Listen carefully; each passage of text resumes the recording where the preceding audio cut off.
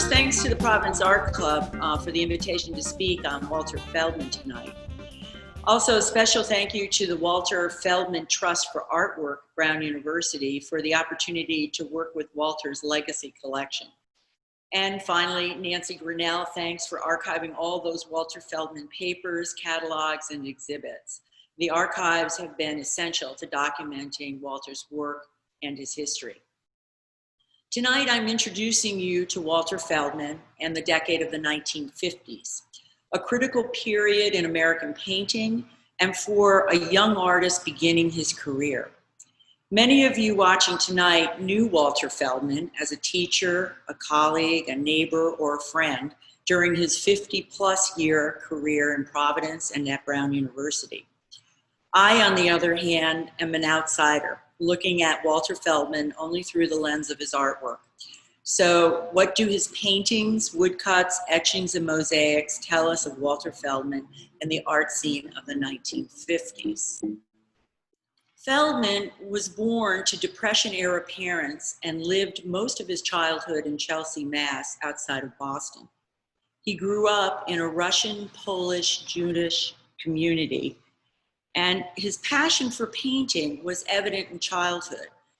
He attended the Saturday morning Boston Museum School art classes, and he reminisced about his young art days. Quote, "After begging my parents, they let me go to painting classes. I got 15 cents for lunch and had a hot dog and an orangeade every week. I loved it." By 1942, he went off to art school at Yale for one semester. But like all young men of his generation, World War II profoundly changed his life. Most American artists left art school or faculty positions to serve in the war. And while they adjusted to the disruption in their career, the war irrevocably transformed many artist soldiers, particularly those who were on the ground fighting. Feldman served in the U.S. Army European Theater, was awarded the Purple Heart, Combat Infantry Badge, and 4 battle stars, reaching the rank of second lieutenant in the infantry. He was severely wounded as the Americans invaded Germany under mortar and artillery attack.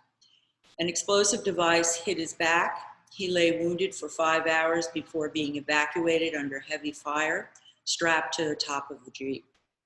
He spent several months in a Paris hospital and then onto a British rehabilitation center, learning to walk. He reminisced, quote, "As I grew stronger every night, I would roll off the bed and crawl a bit. Somehow, even though I was so close to death, I never had the feeling that I was going to die. But that feeling of imminent death has always haunted my work. Through the pain, I learned how to paint too. Pain and painting. I learned that strange verbal connection." This study of the soldier is perhaps the most poignant example of Feldman's sobering war experience, completed when he was 22 years old. He commented in 2010, "I had many experiences during the war. One of them happened at a time when we were having 2 meals a day during combat. We were in line getting hot food, and we were pleased because we had been on cold rations for weeks. After I got my food, I started to walk down the steps of a nearby quarry to find a place to sit, and there was a dead German soldier with just his toes sticking out of his boot. Dead and cold. This was the memory I had when I did this painting tempera on cardboard." Feldman returned to Yale and after the war in 1946. The GI Bill of Rights saved Feldman as it did so many people who served in the war. Through the GI Bill, Feldman was able to go to the Yale University School of Fine Arts, where he completed his BA in 1950. From 1950 to 51, he continued his graduate studies at Yale as an assistant under Joseph Albers and taking a studio art class with Wilhelm de Kooning. Feldman's Yale undergraduate years lay the foundation for developing his technical skills. An additional benefit was being thrown into the dynamic art world where many American artists abandoned realism, seeking a more meaningful and provocative painting language to reconcile the societal changes post-war. There were many competing art currents about. The European modernists like Cézanne, surrealists like Dali, cubists like Braque, abstract expressionists like Pollock and de Kooning, and geometric abstractionists like Albers. Fortunately for Feldman, there was a broad modernist menu laid before him. As an undergraduate from 1946 to 1950, Feldman worked on his realist paintings and mastered technical painting skills. He explored memory paintings and describes it in this passage. Quote, "The memory was an idea I developed in the Army, where you had to remember numerical data for combat. We were constantly practicing, and I continued when I returned home. I would stop at a window and look at it for 30 seconds, then turn around and see how many objects I could remember." Feldman also did a series of egg tempera painting during his undergraduate days. Egg tempera painting was important at Yale because one of the richest collections of Italian medieval egg tempera paintings in the world, the Jarvis collection, resided at the Yale University Art Gallery. Feldman grudgingly mastered the technique, and he commented on the media, quote, "I only painted 1 or 2 egg tempera works. It was not my cup of tea, but I learned a lot." Despite only producing a few egg tempera paintings, Flowering Desert remains an excellent window into the thought process and synthesis of ideas resonating with the young artist in 1948. Feldman wrote of the Flowering Desert painting, quote, "This painting is in response to the creation of the State of Israel. The idea of the flowering cactus, I felt, was an important symbol that death had been superseded by strength and attitude and ideology. It moves from sand to rich soil. The sky and the water have to do with hope. My prayer that the future will be abundant. It's an artist's vision." End of quote. Starting graduate school at Yale in 1950, Feldman found the art world dramatically changed, especially as a result of his studies with the art legends Joseph Albers and William de Kooning. Feldman also was awarded the Alice Kimball English Traveling Grant, providing him funds to travel to France and Italy, furthering his exposure to past masters and European modern trends.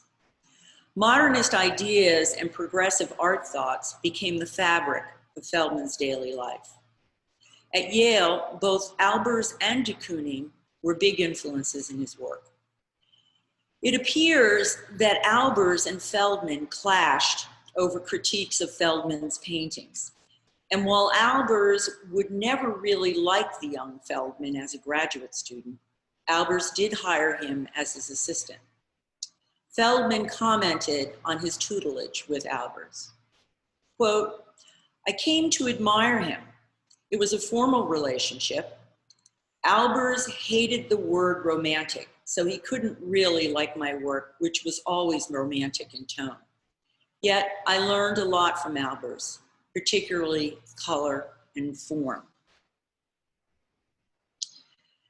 Feldman had a better experience with de Kooning, who taught 1 semester at Yale in a class of 20 students. As a result of the class, Feldman had close personal contact with him, but found that his teaching was indirect and mostly suggestion. Feldman described de Kooning as such. De Kooning was articulate, but he never wanted to be specific. He did encourage me, although I don't think he understood what I was doing. As a result of my experience, I was painting dead people, tanks, war images, even if they were abstract. A big professional break for Feldman came in 1952. He became an instructor at Yale after getting his MA. And in 1951, he became the instructor. But it was in 1952, his first woodcut, The Final Agony, was submitted to the Metropolitan Museum of Art print exhibition, where he won the print prize. This was not only an important landmark for the young artist, but the beginning of a lifelong love of printmaking. The Final Agony was submitted with 7,109 other artists to this metropolitan exhibit. Only 559 works, 8%, were selected for the exhibition, and 6 print prize winners awarded.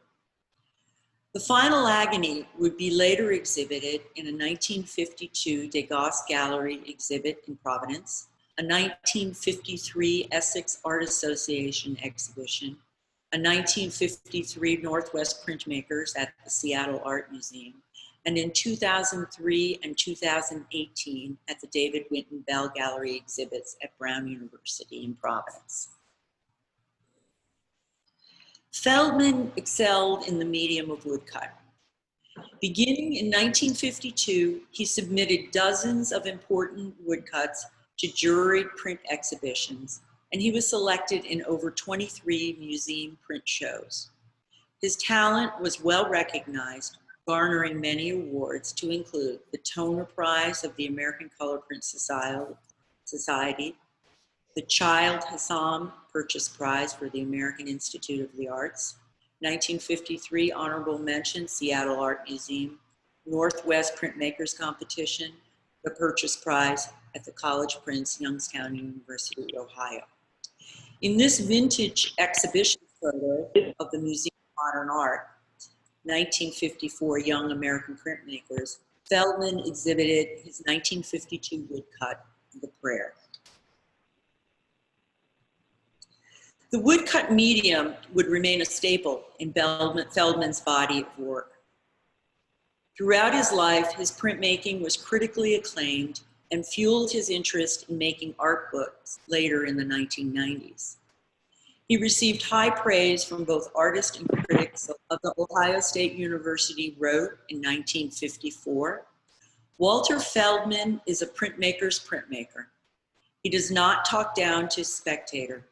His work is in the rich contemporary visual style, tempered with the respect for the humanist and traditional. These prints are not gooey aesthetic concoctions. These are works of substance, the stuff that makes for creative growth." In 1953, Feldman came to Providence to begin his teaching career at Brown University. It was also in 1953 that he had his first one-man show at the Ardennes Gallery in New York City and exhibited his prints with Joseph Albers and 4 other printmakers in Essex. Feldman's first solo exhibition at the Ardennes Gallery showed his continuing journey and struggle to absorb modernist theory. A New York Times art review speaks to Feldman's transition towards abstraction. Quote, "These are not forceful pictures, but they have appealing qualities, and they exemplify the main concern of many modern paintings, the reconciliation of subject matter with idiosyncratic and abstract painting language." The Black Cat was one of the works shown at the 1953 Ardennes Gallery exhibit, and then again in a 1953 group show at New York's Krauscher Galleries. Later, in 1956, it was included in Feldman's solo exhibit at the Providence Art Club. Art critic Dora Ashton wrote in the Art Digest in 1953 about the Feldman exhibit. Quote, "In his first one-man show, this young painter hovers between French Cubism and German Expressionism, using the flat, decorative shapes of the former and the vigorous, distorted figures of the latter. The two languages are agreeably synthesized in small still lifes." Interestingly enough, after heading off to Providence from Yale, Feldman maintained a working relationship with Joseph Albers, exhibiting his woodcuts in the 1953 Essex Art Association exhibit. It appears that Albers was, of course, the lead artist and invited 5 other printmakers to exhibit, including Feldman. Feldman's 1953 Brown University appointment found the young professional artist in a frenzy of artistic activity. Over the next 4 years, he would garner solo shows at Bates College, University of Maine, the Degas Gallery, the Providence Art Club, Kengas Gallery in Boston, Crosser Gallery in New York. In addition, he was in over 23 juried museum print shows. Based upon his artistic production and exhibition history, Feldman evidences early in his career that he is a tireless painter and printmaker, ambitious to seize a wide spectrum of opportunities. The early 50s is a time of artistic evolution, experimentation, and synthesis. He has shown dramatic changes from year to year, let alone within a single year. Let's take a quick survey of 3 1955 paintings to see his progression. The King's Offering, 1955, very painterly, symbolic use, and still using representational imagery. 1955, Southwest Landscape, representational, but an emphasis on surface texture. Heavy application of oil paint on a rough-hewn burlap canvas. 1955, Red Quarry, total abstraction, intense color and texture, thick impasto layers of paint. Arriving in Providence in 1953 and settling into the assistant professor of art position at Brown University, Feldman became a member of the Providence Art Club. In 1956, he had a one-person show at the club, exhibiting 28 paintings. The young artist was transitioning from a strict realist style to an expressive painting technique with vibrant colors. Contemporary painters at Rhode Island School of Design were suitably impressed with his artistic advancement following his Yale Art School graduation in 1951. The president of RISD, John Fraser, and the art critic Brad Swan from the Providence Journal are 2 sources of local insight into the paintings of Feldman at the time. Brad Swan at the Providence Journal wrote of the Feldman PAC exhibit, quote, "One can discover kinship between paintings of widely different subject matter, from Jewish ritual scenes to the landscapes of the American Southwest, and from the varied evidence there emerges the impression of a definite style, a style which is the personal property of this artist."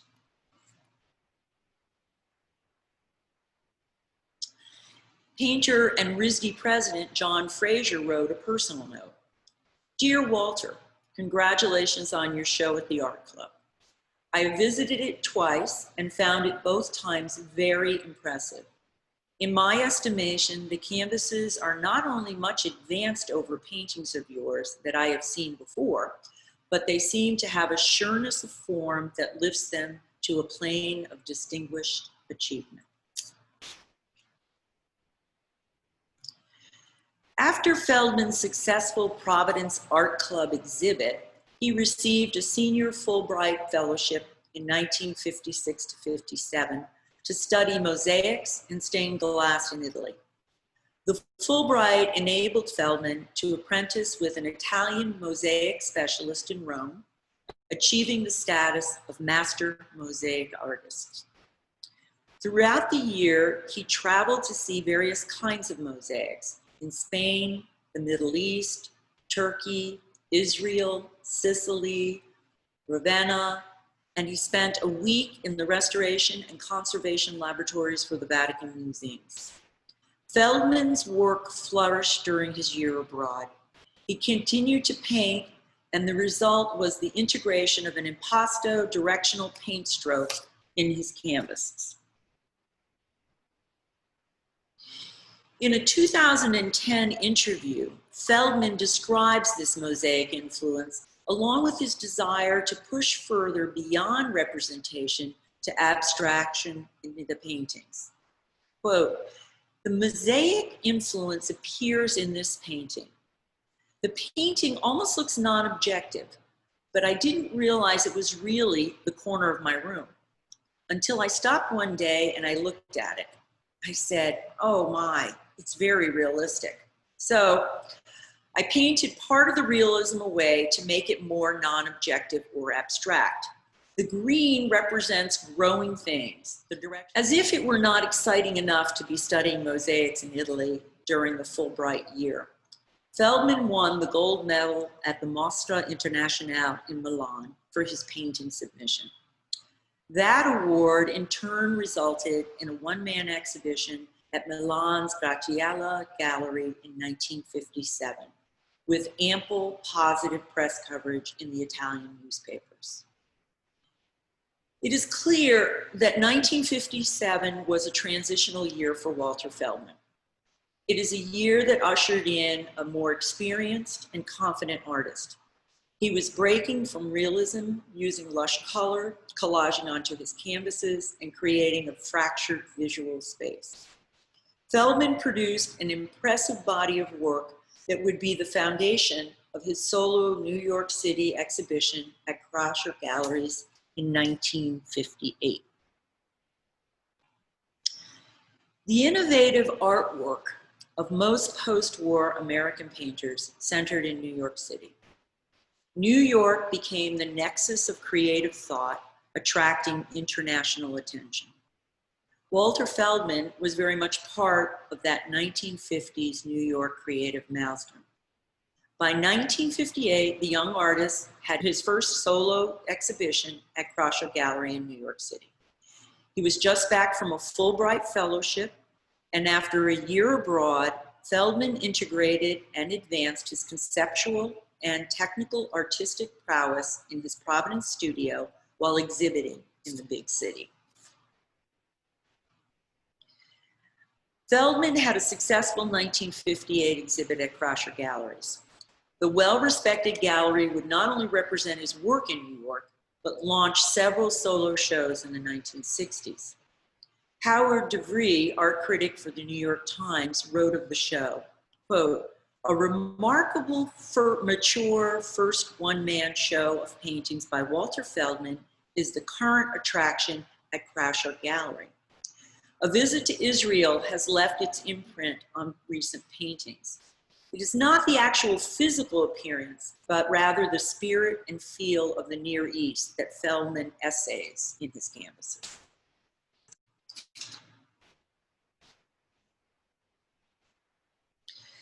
The 1957 painting, "And It Burned," was singled out in the New York Times review. Quote, "And It Burned presents a dark form shot through with flickering color, as in a portentous symbolism."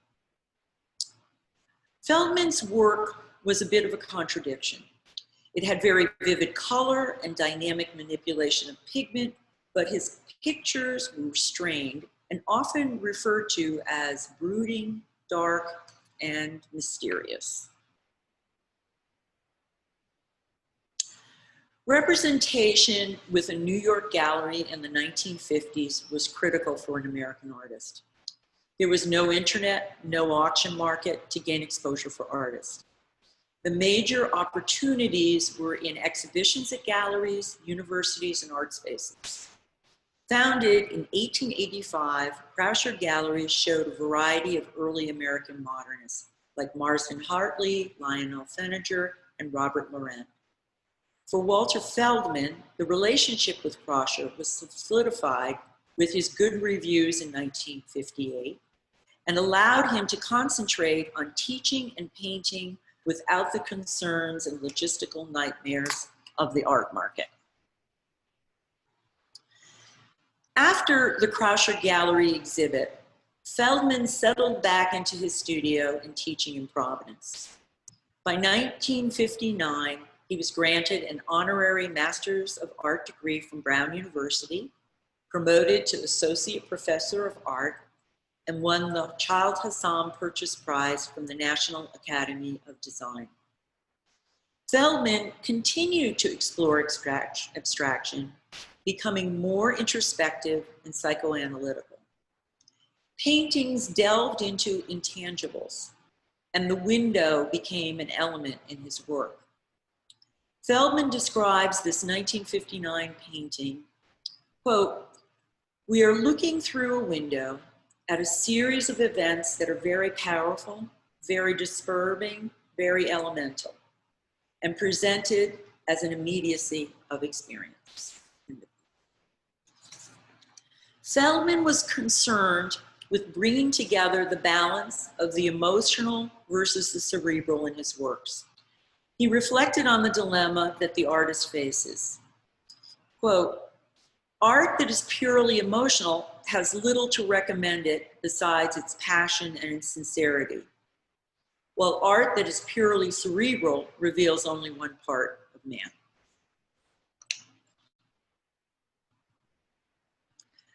But Feldman did not linger too long in the quicksand of the unconscious and transitioned to canvas that tied together ideas and the natural world. Feldman's commentary on this 1959 painting of the sea is such an example. Quote, "I've always lived along the East Coast, am in love with the water, but I am also frightened to death of it. So I painted some things having to do with water, reflections, and light. This was one of a series that I did while thinking of the 6 days of creation, an idea that I later developed further."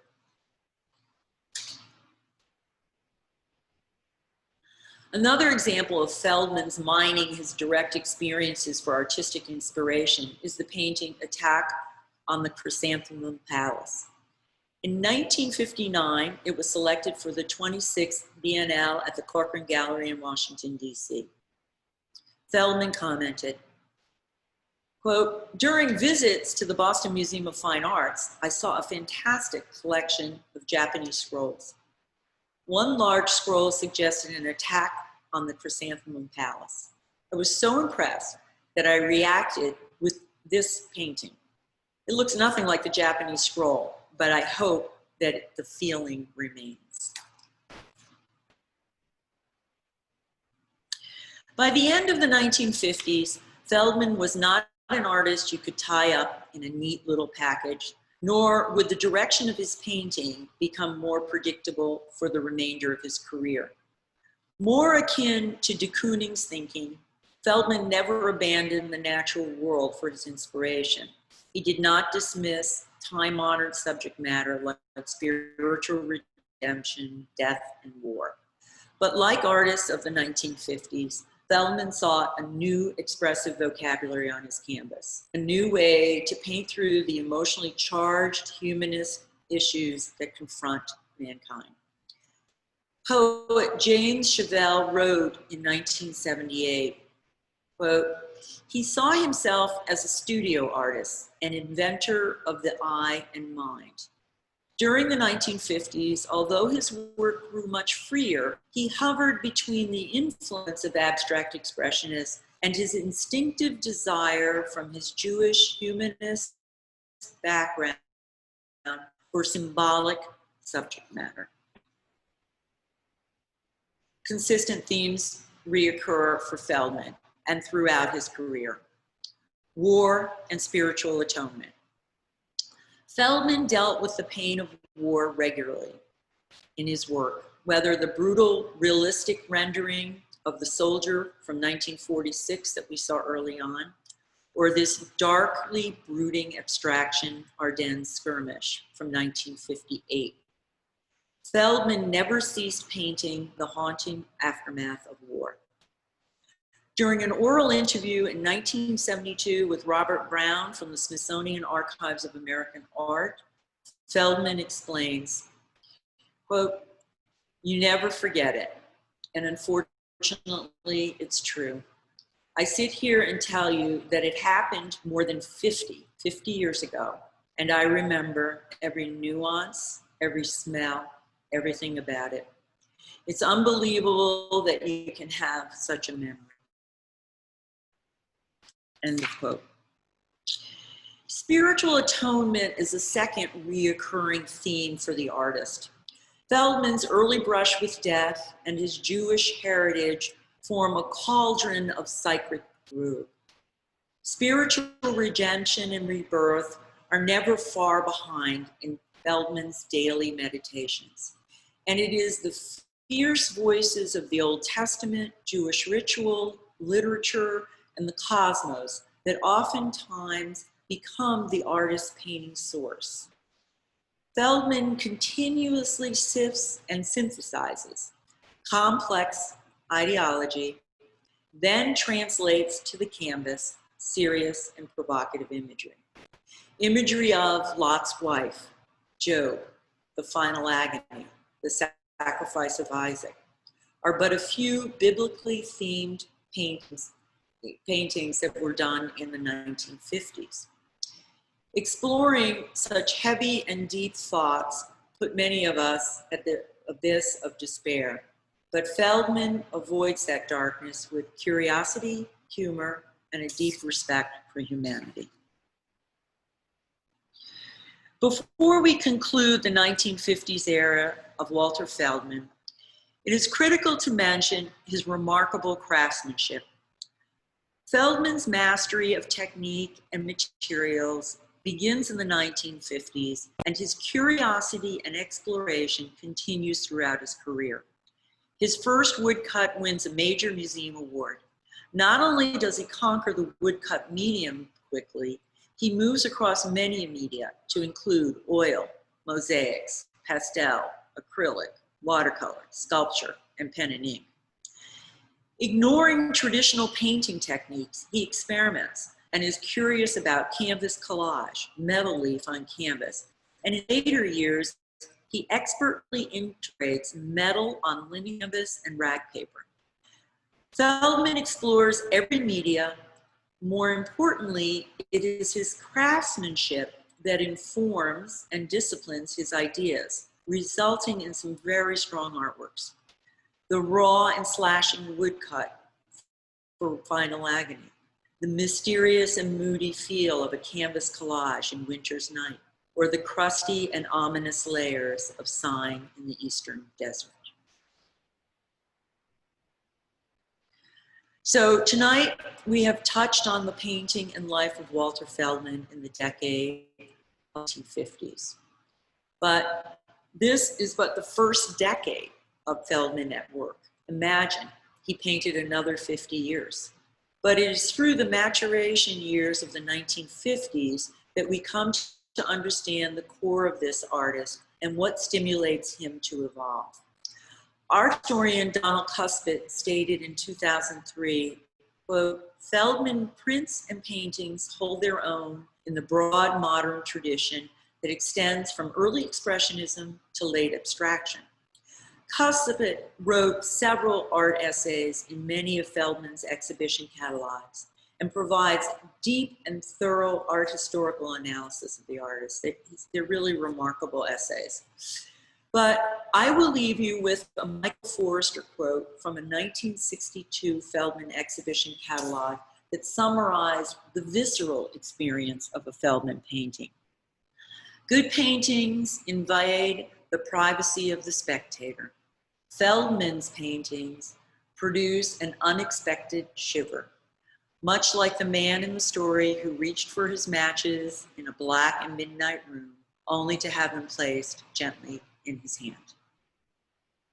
Thank you. Thank you, Kathy. That was great.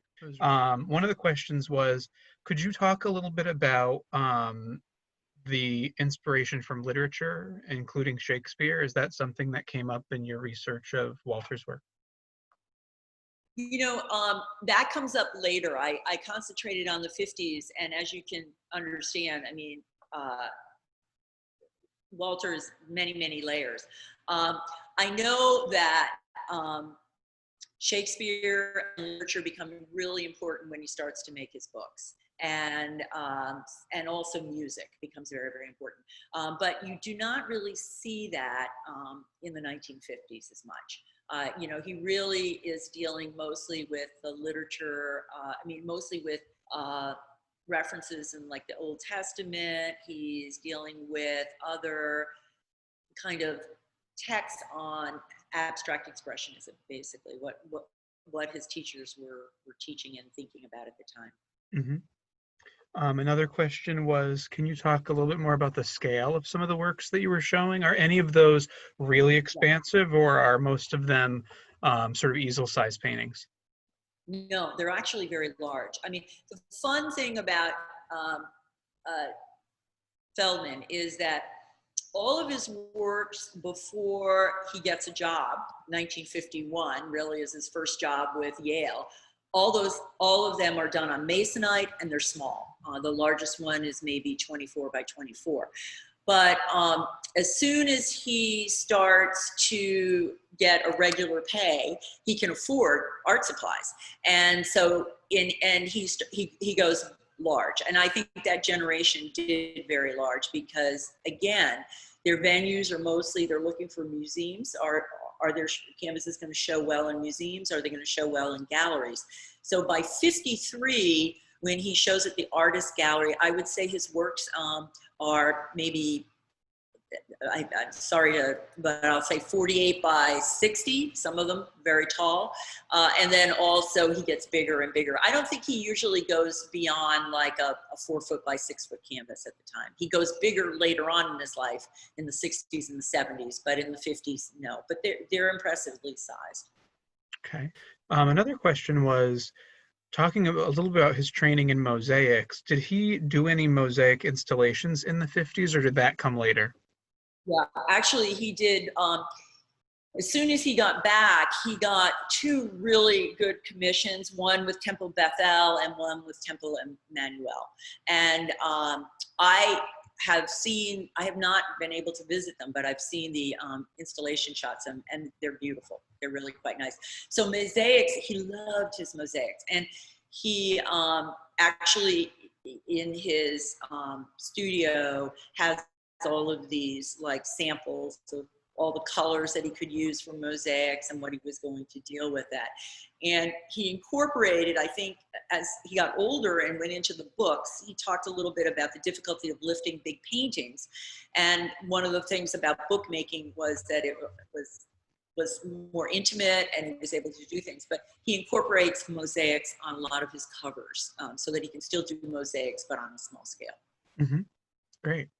Another question that just came in is about his experience in the war and how that informed his work. And I know that when we did Walter's last solo show at the club in 2016, that was about the whole series was about the Second World War, and those were his most recent paintings at the time. Can you talk about how that factors in a little more to the early work and how you see that kind of coming through all the work that you've seen of his? Yeah, it's just the beginning of him continuing to go after it. So he does a series in the 50s of the Ardennes Skirmish, and that actual battle scene, because and then you see it over and over again reoccurring in every decade. He will do a series, and there's lots of feelings of bone fragments. There's a lot of feeling of mortar fire. They're very abstract, but he writes a lot about them. And so every decade, it's a theme that never stops. And from that interview that he did with Robert Brown was pretty amazing that he was talking about in the 1950s. What I think is an earmark for the Providence Art Club show that he does in 2016 is that he gets to go down to see the World War II Memorial. And as a result of seeing the World War II Memorial, I think he's reinvigorated to think about war again. But there is something to do with war everywhere, every decade. He never abandons that. He always talks about it or paints about it. And then another question was, did he show in the United Kingdom at all? Yeah, he did. And in fact, a little bit later, he was invited by one of the arts institutions there to exhibit in London. And so he sent over a couple of pieces at that time. But again, I think that's, I feel like I haven't got up to that to really master those decades, but I think that was probably at least in the 1990s later on, but he does show it. Yeah. Then this question is from me. With the, I think something with, with like millennial people, like me, is they're always talking about like millennials love the mid-century modern things. Are you seeing an interest in Walter's work from more sort of millennial collectors, or what types of collectors are most interested in the work that you have available from Walter? I think that that's an interesting question. I think that, first of all, I mean, I first opened up the show just right in the middle of COVID. So I was just really happy that people came to see the show. And most of the traffic were local collectors who actually transitioned from being collectors of landscape and stuff and loving his work. So that was, I would say they weren't collectors of mid-century modern, but they actually found his work so appealing, and the craftsmanship is so good that it was easy for them to go on to that next level. I don't think that most people who are familiar with Walter Feldman in the community ever thought about his 1950s work. I think it's the first time it's been shown. So I hope more people get to see it and enjoy it a little bit, because it's really remarkable. That's great. Another question was, could you talk just a little bit more about the Walter Feldman Trust for Artwork and what that's all about? So Walter was really a very generous man, and he did a couple of things. He established a Walter Feldman scholarship for young emerging artists in Boston at the Arts and Business Council in Boston. So that's one thing that he did. And then the other was he set up the Walter Feldman Trust for Artwork at Brown. And it is meant to distribute his collection, and then also all of the funds that are generated from any sales and placement and whatever go into the endowment for Brown University. That's great. I think another at least another interesting thing for me that I learned about this was thinking about Walter showing at the art club in the 1950s. I think some of us forget that in the 50s, there were avant-garde things happening at the art club. And it's interesting that he was so avant-garde in that time, and then sort of continued through and stayed at the art club all that time up until 2016, 2017, and continued showing his evolution was all through the art club. So do you have any insights into his relationship with the art club and what he felt about the art club? Well, I think that as you can see, he was an incredibly busy man. I mean, he worked constantly. But what's I find very interesting is, because I've worked with a lot of the RISD artists from that period of time, like Gordon Piers and John Fraser, is that they all went to war in World War II, but they ended up being in the camouflage unit. So they were really not ground fighters. So I don't think they had the trauma of the war that Walter had. So I think that there was so to see the personal note from John Fraser to Feldman, I think shows that they certainly were in communication. My sense is that Walter was still a Yaley in many ways. I mean, even though he came up, I mean, he wasn't RISD, he certainly worked with RISD. He always collaborated with any artist. He loved working with other artists. But I think his head was still in New York. I mean, Red Gallery is representing him, and there, when I look at correspondence that Nancy Brunel got all organized for us, you can see that, they're putting demands on him. You got to go do the show here. We've got to get this pieces here and whatever. So I think that he was just working and doing things. And So I think he does the 56 show. I think he may participate in some group shows at the art club. But I think he was just really committed to so many other exhibitions that he didn't probably have time as much, but it still remains part of the community, certainly. One other question was, did he, thinking about John Fraser writing to him, did he and John Fraser develop a friendship? I know that was sort of towards the end of, I mean, the 50s would have been sort of towards the end of John Fraser's career, but, you know, he would have been the more senior of the two of them. But do you think that they developed a friendship? I don't know if he did. Again, you know, Feldman was showing in Boston, and Fraser, because Fraser was so involved with Provincetown, Fraser also showed in Boston. But other than that one letter, I haven't seen that much correspondence. I found it amusing because from every person that I met who actually was in a crit class with John Fraser, they said he was terrifying. And so for him to write a letter like that and be so positive, I guess was great. So Fraser had a reputation of being a really, really tough teacher. And so maybe it was because he was a colleague, I don't know, or maybe he was trying, very nice about it. But you also see that with Joseph Albers. I mean, the Albers relationship with Feldman is fascinating, I think. And, so I was shocked when I read about, how Feldman was pretty not happy with Albers' crit and how they, went back and forth about it.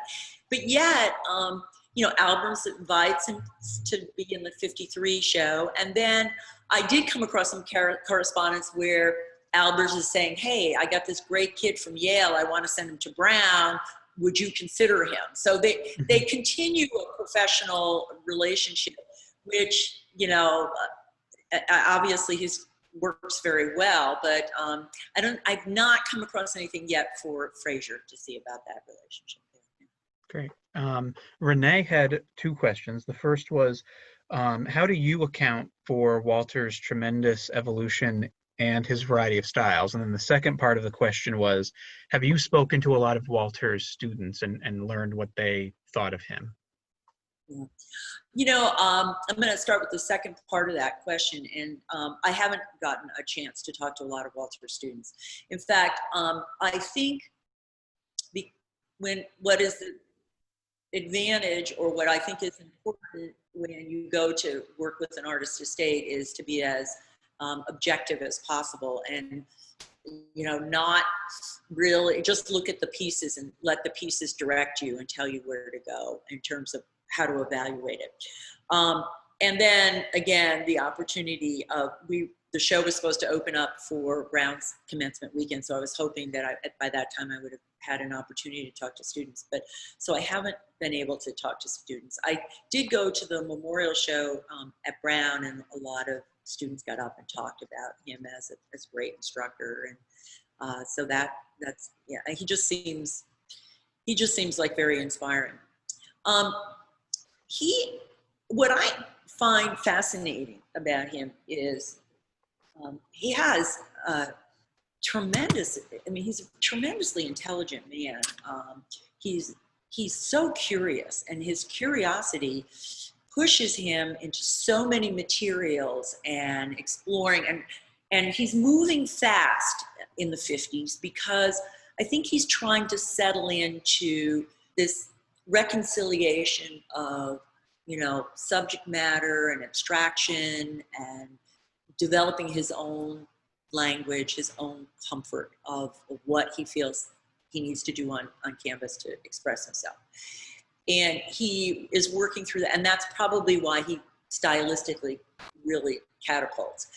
It slows down a little bit in the sense that I find that probably the 60s are a remarkable decade, the next decade that I'll be dealing with. And he gets another fellowship to go to Mexico, and in Mexico, I mean, he really hits his stride in terms of really producing some of the most, I think, the strongest work that's really individualistic of his.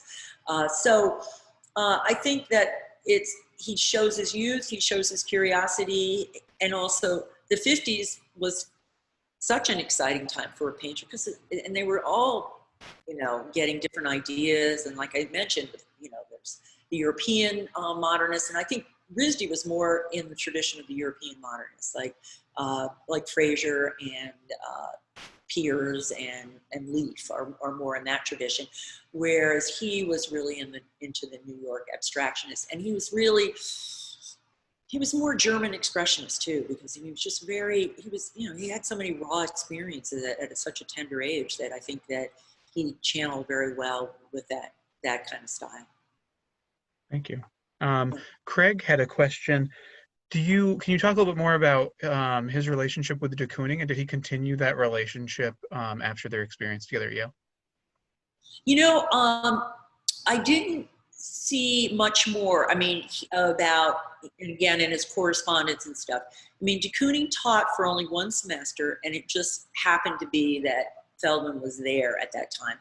I think Feldman really watched de Kooning and in terms of his career, and followed him. So you can see that in his library. So that was the fun part, is also going through Feldman's library and seeing, all his books on abstract expressionists and whose names he's underlining and what notes he's saying next to them.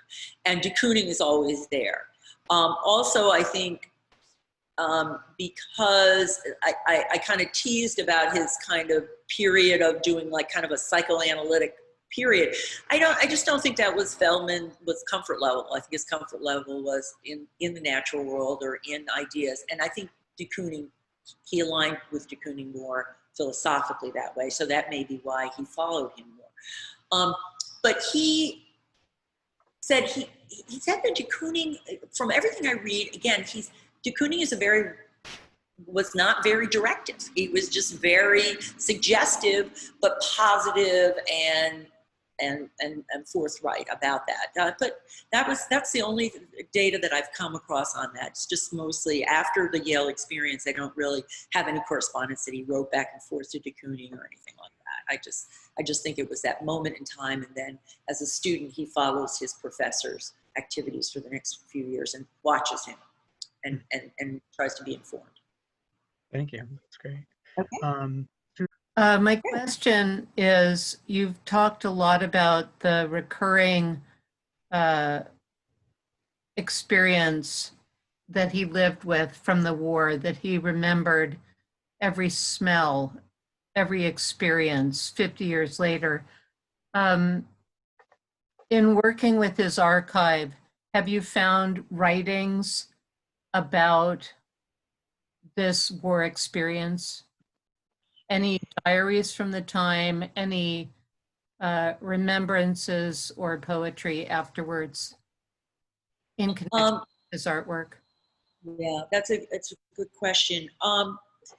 No, I most of the information that I find about his feelings and his experience of war are from interviews and oral interviews. And so, and there was he produced out of his press, Sigurd Press, a 2010 a catalog of his works. And at that time, Catherine Bert did an oral history with him, where she took each piece that was going to be included in that and had him comment on it. And it's through that interaction that a lot of his real feelings and his insights, I think, come out. And it's only lucky that, thank God for, I use Archives of American Art a lot, because they did all these oral interviews going way, for years. And that is, the oral interviews where a lot of those quotes came about his war experience and stuff there. And I think that when he does the show, and I don't know if Michael had any conversations with him, but when he does the 2016 show at the Art Club, there's a beautiful article written by Channing Gray, and he talks again to him. But it all seems that if he's going to express himself about the war, he does it in his art. He really does. My recollection of visiting, I went and visited his studio to photograph all the stuff that was going to be in the show. And one of my grandfathers was like in the same they may have even sort of run into each other. I mean, they were both in the Ardennes, they were both in all these same places. And so he spoke to me a little bit about it from that experience as sort of a, he was of my grandfather's generation and shared what his experience had been very briefly, just in the studio a little bit. And it was, that series of paintings was very, very moving. It was and it was clearly, for someone like him, and I think like for people of my grandfather's generation too, they weren't entirely vocal about what they had experienced. They maybe they didn't have necessarily the words to talk about it. It came out definitely in that last series of paintings, and in a very, very brief conversation we had, he talked about it. But it is interesting to see that. Renee had another question, which was, have you looked at his book about letters to and from his mother? Oh, I've seen it on exhibit and stuff, and I haven't actually read it. I'm saving the books for a special period of time. But yeah, his books are, even his books are really, a lot of them are war related in stuff ways, like the packet of letters. And then he does one where he does the Polish translation of Holocaust songs. And so he really, he's a very thoughtful and trying to understand and reconcile those issues. But I think, again, he works it through his art. I think that's where you find out about it, and his comments on his arts there. Right. And then Kathy, did you have any sort of last remarks? I open up the show August 26th.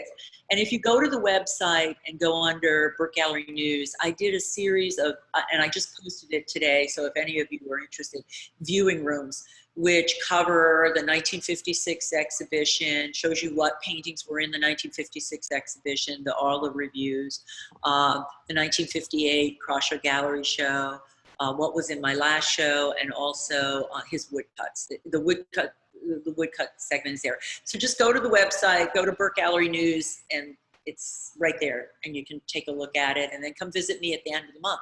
I'd love to see you all. Excellent. Well, thank you so much, Kathy. That was fascinating. Oh, thank you. Good night, everybody.